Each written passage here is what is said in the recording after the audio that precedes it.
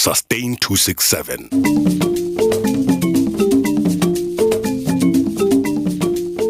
Welcome to the Sustain267 Podcast, where we host conversations on different issues affecting climate change in Botswana and the rest of Africa. I am your host, Patukili Siitse.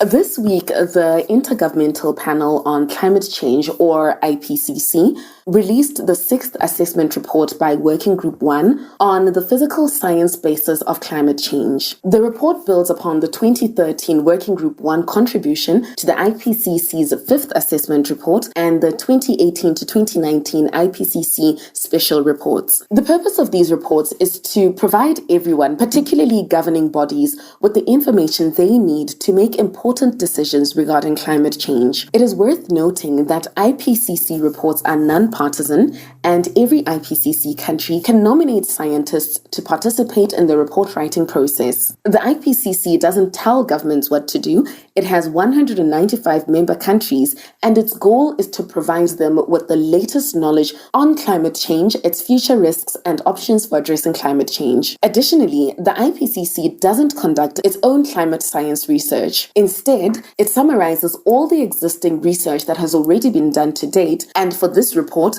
up to January 2021. The recently released report, which is the first of 4, contains over 14,000 citations and was authored by over 200 climate scientists globally. To unpack this report, we invited Dr. Klutse to join us on the Sustain267 podcast for a conversation. Dr. Nana Ama Brown Klutse is a lead author to the IPCC Sixth Assessment Report and contributed to the just released Working Group 1 report. She studies climate dynamics of West Africa, and her work focuses on climate science and development, specifically on the African monsoon. She's currently a senior lecturer at the Department of Physics at the University of Ghana and previously managed the Remote Sensing and Climate Center. Dr. Klutse is a climate science fellow of the African Institute for Mathematical Sciences. She's also an active advocate for girls in science and encourages girls in Ghana to consider science careers and supports improvements in science education in the country. But before we go into that conversation, I would like to say a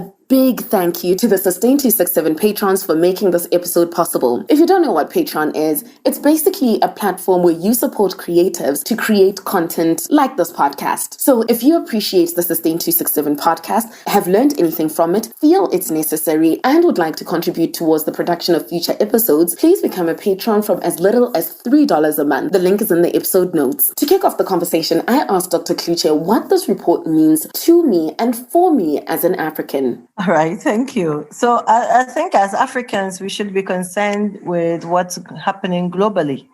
So at the global scale, we say that the climate is changing, the globe is warming, and it's affecting different regions.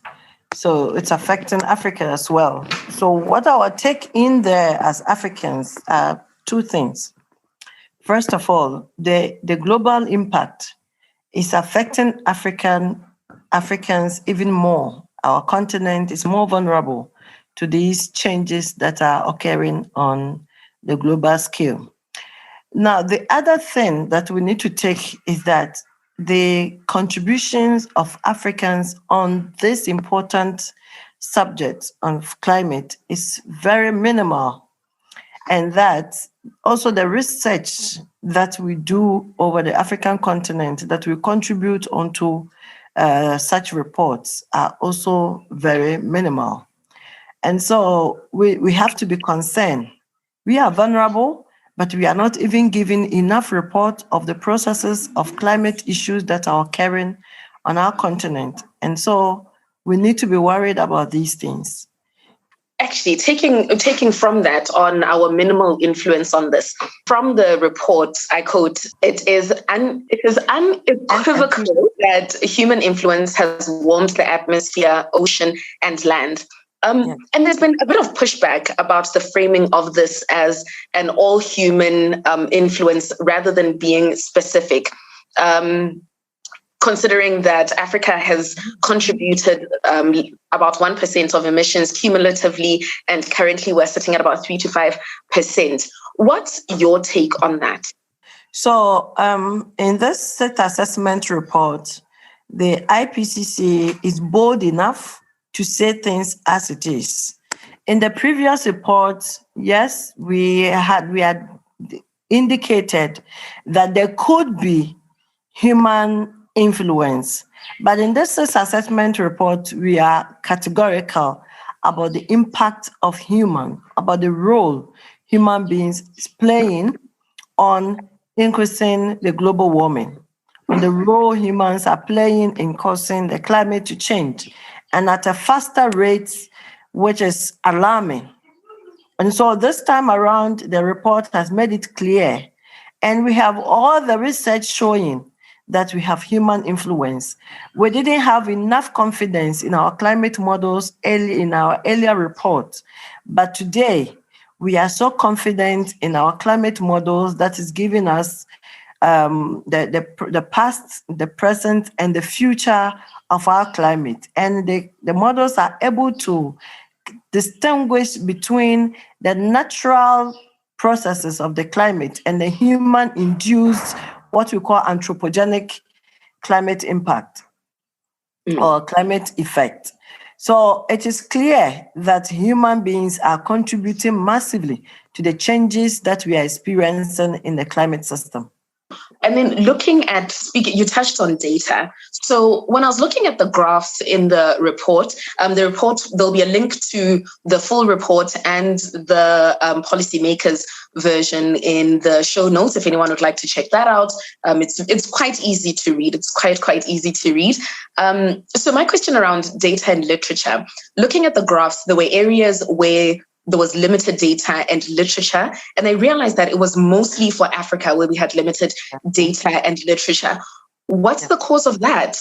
Okay, thank you. So we the Africans, government, scientists, institutions, we have not paid enough attention to the issues of climate change.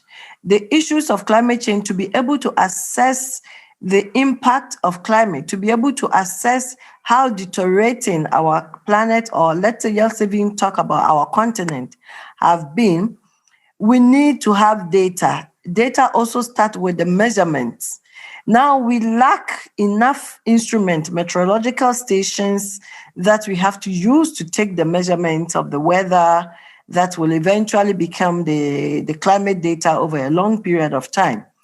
If we lack the fundamentals, which is the data collection, then even the tools to use to do the assessment, we lack it. We also have the lack of human resource, the lack of expertise. We lack scientists who are into the climate or doing research into the climate over in our continent. So when we lack all these things, then of course we have paucity of data, which we cannot even talk about. We cannot even have enough information because we lack the data itself. So in other regions, in other continents, they have the data. They can talk about the clear issues of climate in their regions. But in Africa, we have the impact. We are not even recording the impact properly. Now, the data of our past and the present, we are not also getting it.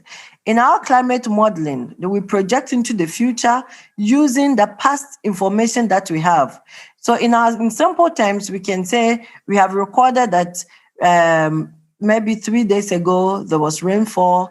A day after, there was no rainfall. Today, there's rainfall. And so which means that we can even predict for tomorrow. But if yesterday we didn't have data and today we're struggling with data, definitely we'll struggle to talk about tomorrow. So that is the fundamental way I can put this. It's really worrying when you dive into the different publications. But of course, this assessment report has been a little bit of an improvement over the previous report. It used to be really, really bad. But in this report, we have had good enough contributions from African scientists with data from Africa, but it's still not enough, especially when you compare with other regions who are all equally having these issues of climate, and they have their scientists contributing to climate. I led the African section for a chapter called Atlas in the report. So if you look at the main report, there's another chapter, which is the Atlas report. So I was leading the African section there. And the struggle you go through to find information. The IPCC does not do research from scratch.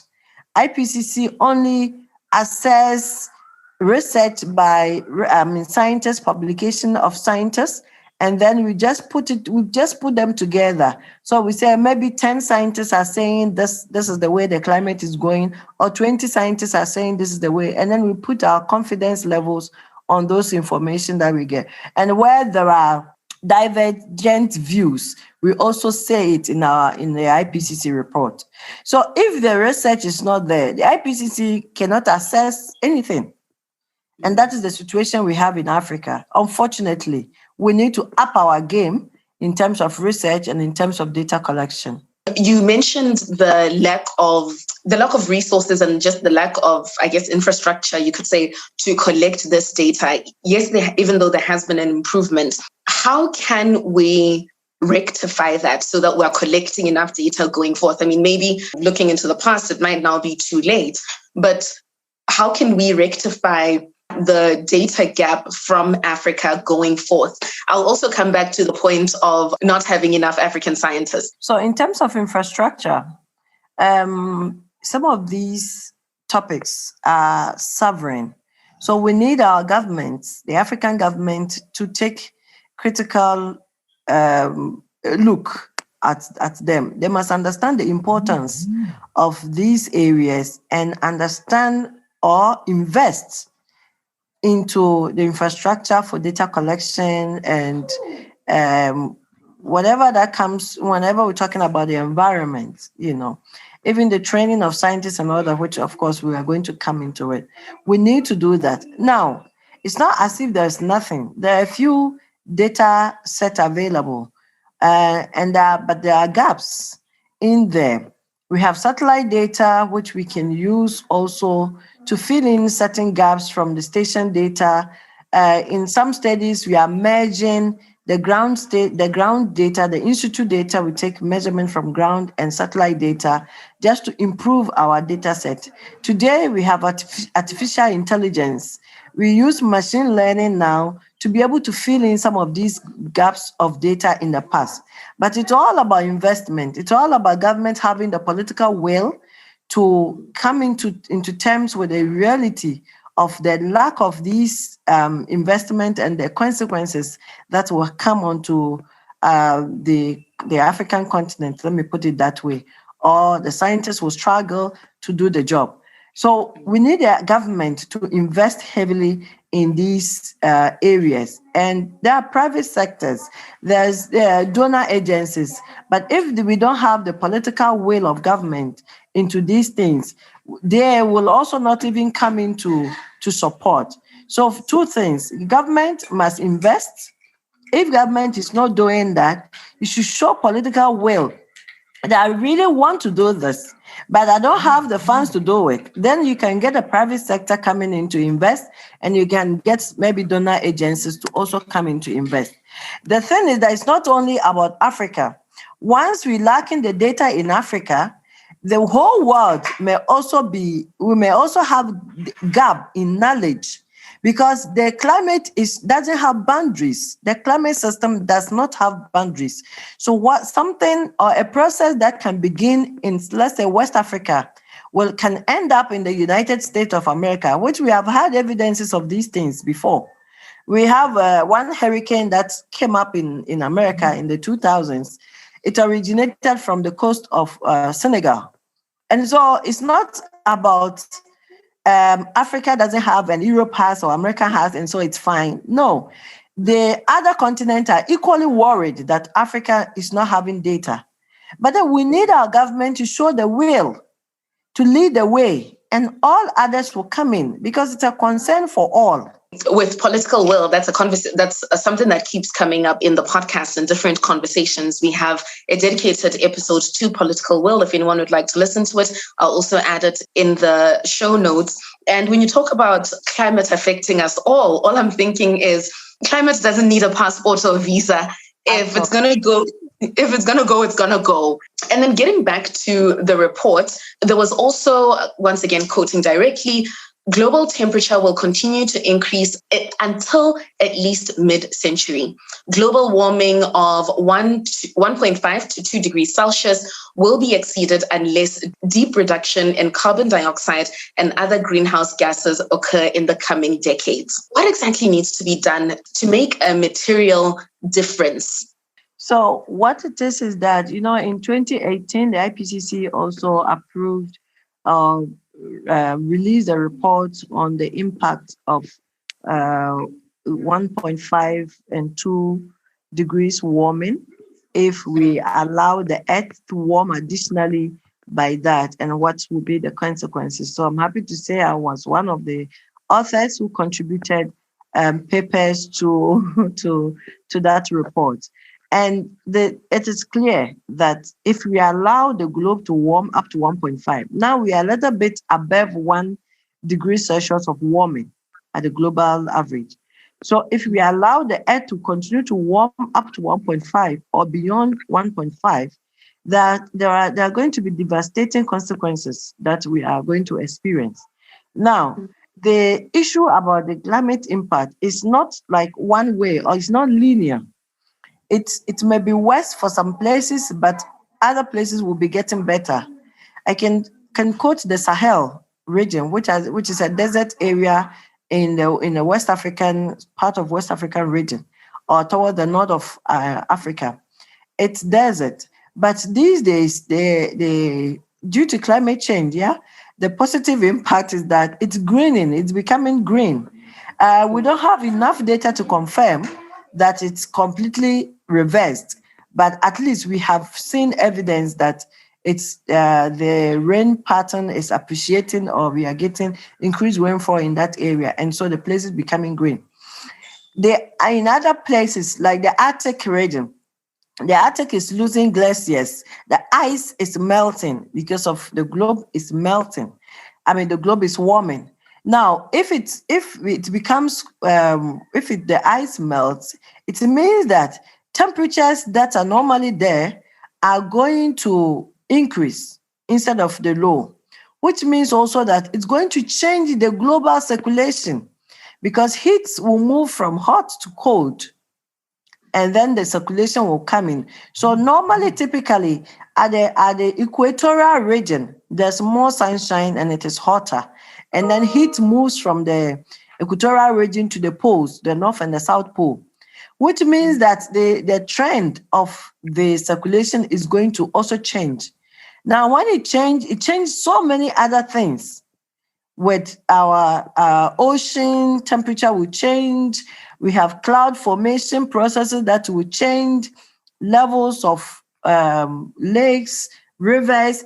All those patterns will change, and we don't know what else will change, even for our lives.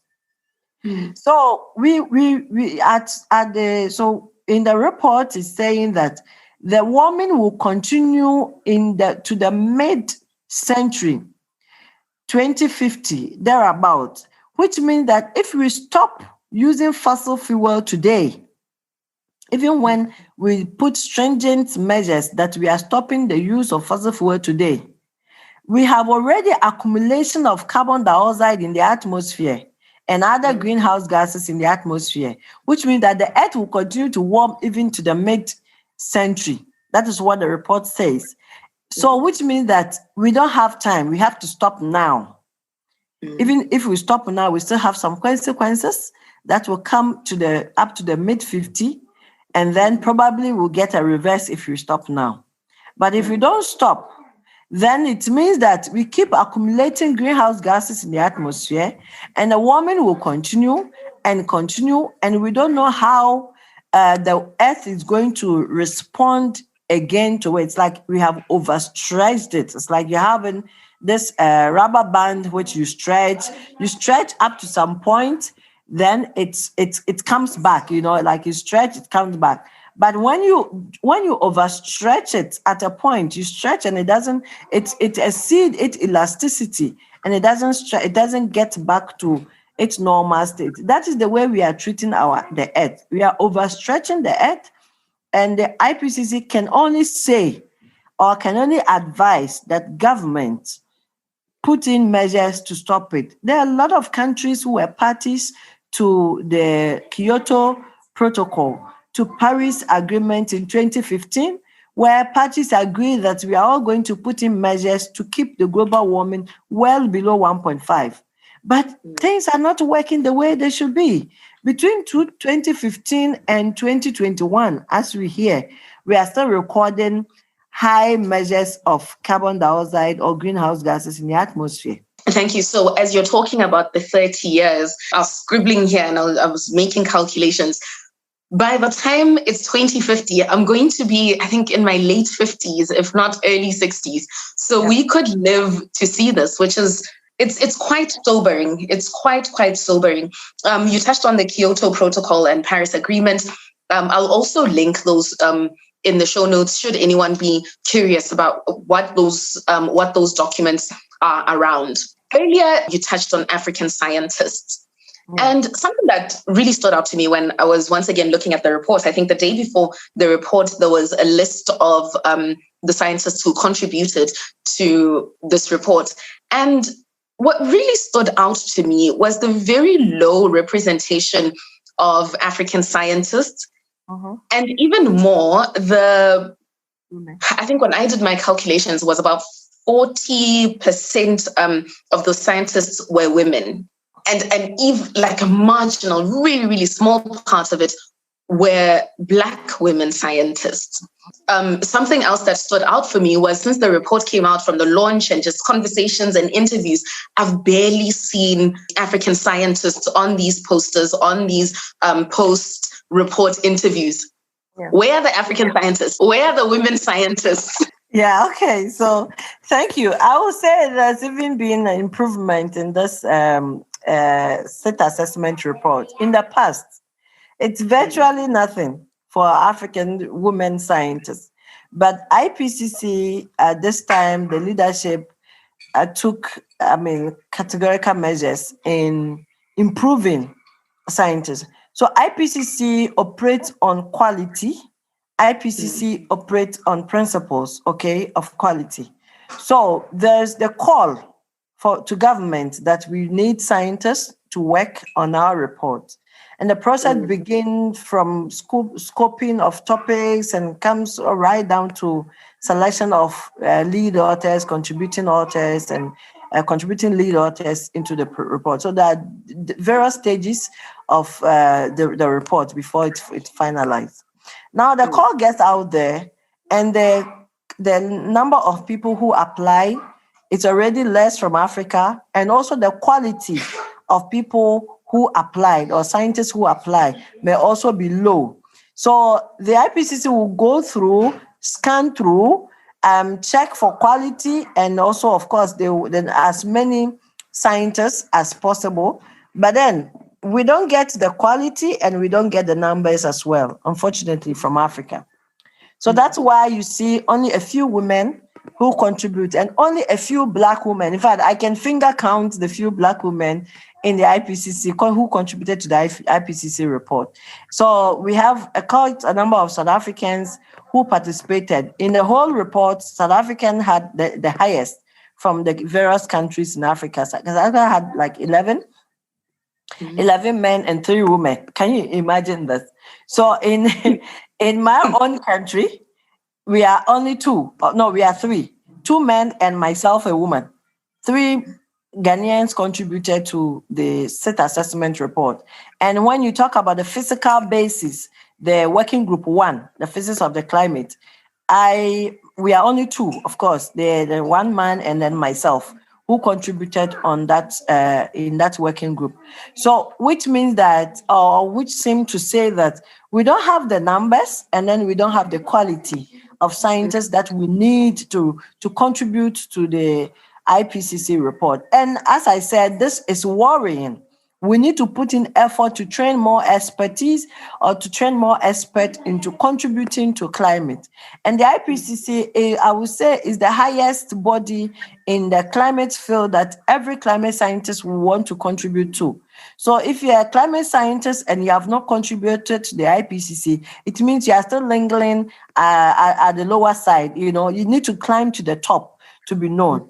Now, once I said this is worrying, then I want to also attach this to the earlier discussion on the Paris Agreement. Africa is still developing. And so if we put stringent measures on ourselves that we are not going to go into development because we'll be contributing to greenhouse gases in the atmosphere, of course, our government will not be happy, and we have to meet these situations head on. We want to develop, but then that's where we have the Going Green campaign. Yes, continue to develop, but think about mitigation whilst you are developing. You need to adapt to the issues of climate change, to the impact of climate change. But whilst you are building your infrastructure to adapt, you have to go green. Now, there are economic interests, of course, in all these things that we are talking about. Whilst a Chinese or American and European will continue to develop, probably also going along the green line, in Africa, we lack expertise in also even technology. So our technological expertise is also low. And so we struggle in all these spheres, So other areas which are not climate, but contributes one way or the other to the issues of climate change, we also lack expertise there. And we need to really wake up to these calls that, look, improve your renewable energies, and if possible, use nuclear power, because then that is also green. And use that to develop your infrastructure, use that to build your adaptation infrastructure that you want to put up and all that. So we need to look at all these things in not in one way of only talking about the climate issues, but also look at it in terms of developmental issues, because of course, the climate change issues have become a developmental challenge, and that we have to face it in all spheres. Listening to that response, I'm thinking, what can we do? I mean, beyond people, Africans becoming scientists and going on to study, is there a way that we as non-scientists can support African scientists to be at the table of, like you said, the most influential existing body within the climate change space? How can we support the African scientists? So in this report, let me just use the Sixth Assessment Report. We have worked with communicators, the media space. We needed them. They don't necessarily need to be climate experts, but we have worked with the media, communicators, how to communicate even the report. We have dealt with writers, how to present a statement that will mean really what you say. You see, so even if you're not a climate expert, you still have a space in there. We have worked with those who are into the arts, fine arts. Some of the drawings that you see, the artwork you see in the report, they are not, those who did it are not climate experts. So you may be an African who are into any field at all. You still have a space in the IPCC where you can contribute in different various ways. And the IPCC call for these experts in these different fields as well. Communication expert, the arts, the media men, and all that. So you also have a space in there. You don't need to be a physical scientist or need to contribute to the IPCC. We have the working group 1, working group 2, working group 3. We have the social aspect as well. So you may be a social scientist, you can contribute to the IPCC. You may be, the impact of climate change also abounds in so many other fields. If you are into agriculture, you can. If you are a social advocate, you can be there. Because of course, we need people to be talking about these things as well. And then there are civil society organizations who are into environment, who are into human rights and all those. They are also in there. We have climate injustice, We need lawyers. We need the finances. In Africa, we don't contribute much of the greenhouse gases in the atmosphere. In fact, we actually are sinks. We have trees. that are serving as sinks that actually takes the carbon dioxide from the atmosphere, and in fact our trees will give oxygen. We need the finance experts who can go on the negotiation tables at the COP, the Conference of Party negotiations table, to say that, look, this is how we're translating our carbon credit into money. I am a physicist, and I'm looking at the physics of the climate. I don't have the technical know-how to translate carbon into money. So we need people who are even accountants, people who are even in the finance field, people who are project managers. We need everybody on board in this conversation.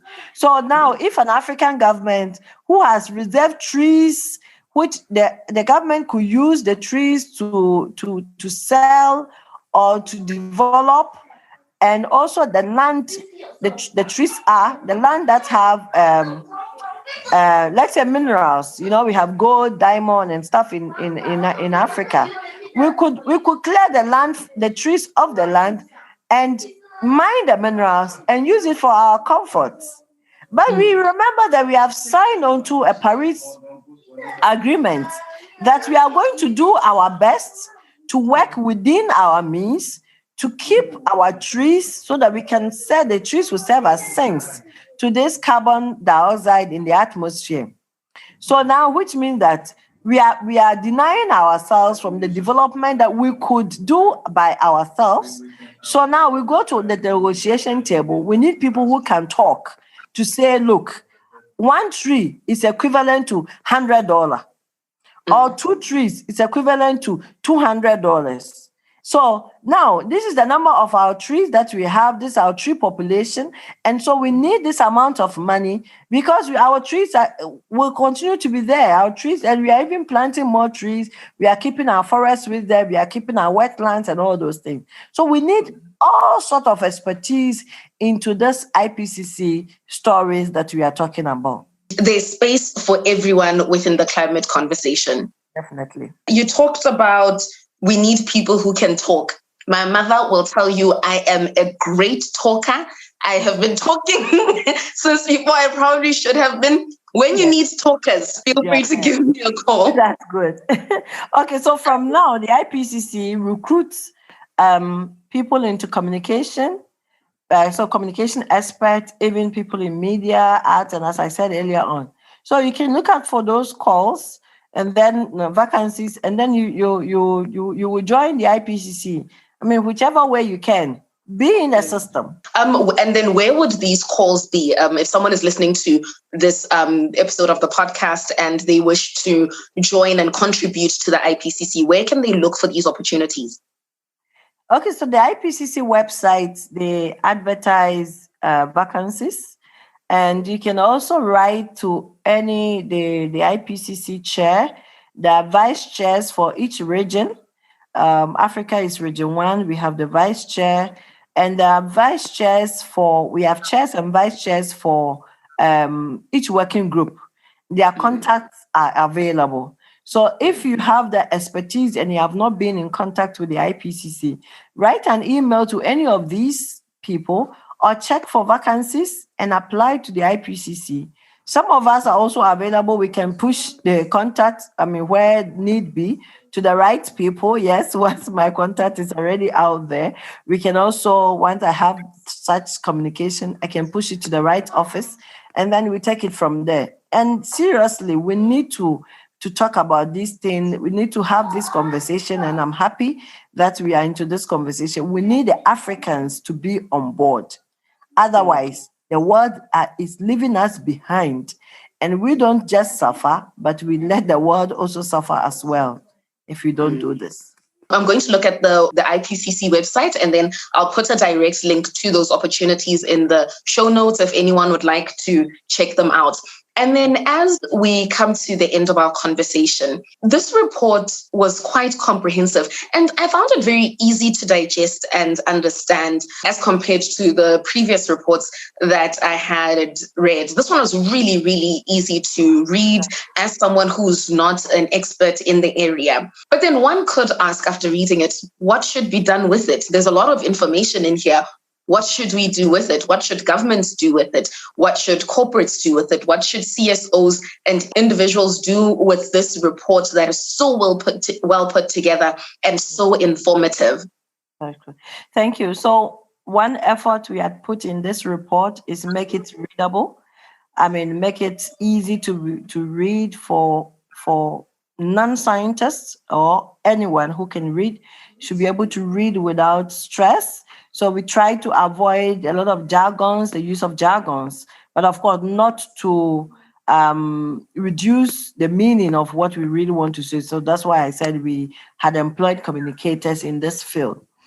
So there are a couple of things in there. First of all, the main part of the report is that human beings are contributing to the warming of the globe, and as a matter of fact, are the ones causing the changes in the climate at a faster rate.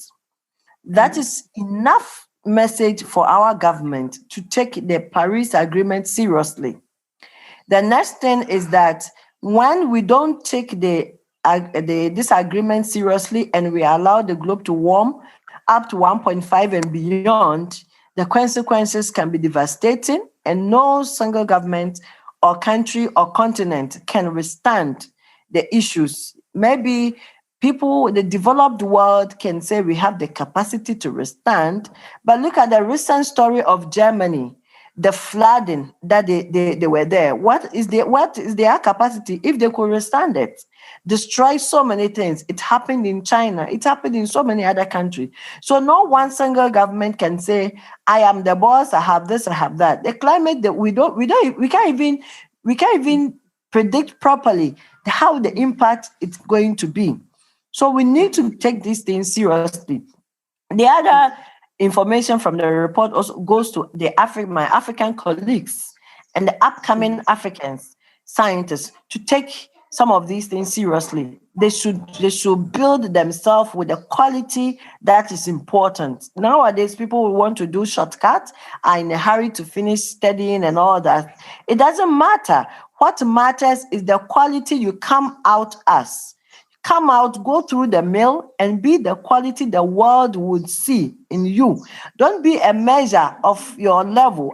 Be a measure at the international level so that you can contribute meaningfully to some of these global discourses that we are on now. So that's another, and also to government to invest in the climate system infrastructure, in data infrastructure, in human resource capacity building. We need these things. So the report is clear in fishing out some of these issues for Africans. And of course, for Ghanaians, I've talked about just 3 of us who contributed to the whole IPCC report.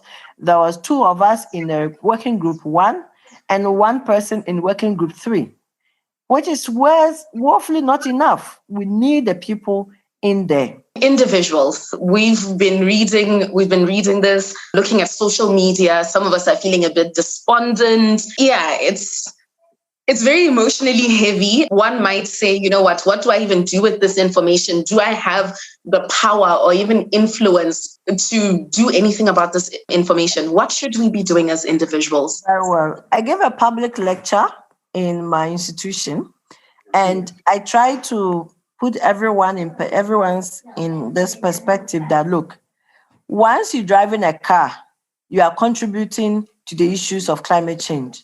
Once you live in a house, it means that you might have cut down a tree or a number of trees to have space to build a house on. Or if you are living in a house, it means that somebody might have done that already for you to have a space to live. So we are all contributing to the issues of climate change. In your small corner, tell yourself, is it necessary if I have to drive from A to B? Can't I walk? Can't I bike? Can't I join a friend? instead of driving individually with a whole lot of cars on the road. Now, these days, COVID has helped us a lot. The negative aspect of COVID, which the whole world is battling. But I tell you that COVID has come to reduce the travel by air, which also is a huge contribution to the greenhouse gases in the atmosphere. So now at a point, I know the space scientists looked up in the sky and could measure the amount of carbon dioxide in the air. And they were like, oh my God, it has reduced tremendously when we had lockdown in different countries. And with the restrictions of air traffic, it's also helping reduce carbon dioxide in the atmosphere. So if it's not necessary to travel, stay home, go virtual, do the meeting virtual. If it's not necessary, just don't go. Now we have learned a lot during the COVID time, how much we can use these virtual platforms to have our meetings. And it's so effective these days. And so why won't we jump onto it? In our individual ways, we can also contribute to these things. You touched on a public lecture you did. If it's online, we'll also share a link to it in the show notes. I have to check if it's online. But of course, people can look up on my publications and my lectures on stuff online when they Google my full name. Yeah. Google me. I love it. That is a great point to end on. Google the good doctor. Thank you so much for making time for this conversation. I truly appreciate it. Thank you for taking time to listen to this episode of Sustain267 Podcast. The document and website links mentioned in the podcast are in the episode notes, including the Patreon link if you'd like to support the production of Sustain267. I've also included a link to a post from Some Black Guy Sports blog by Motswana blogger Ephraim Modise titled IPCC What It Means for Africa. I found it quite relevant to the conversation. Please subscribe wherever you listen to the podcast so you are the first to know when we publish a new episode of conversations with Africans on climate change and sustainability in Botswana and the rest of Africa. I am the host of Sustain267 Podcast, Batho Gilisitse, and the sound engineer is Maleho Makhoti. Let's connect on Facebook, Instagram, and Twitter on our handle at Sustain267. Take care.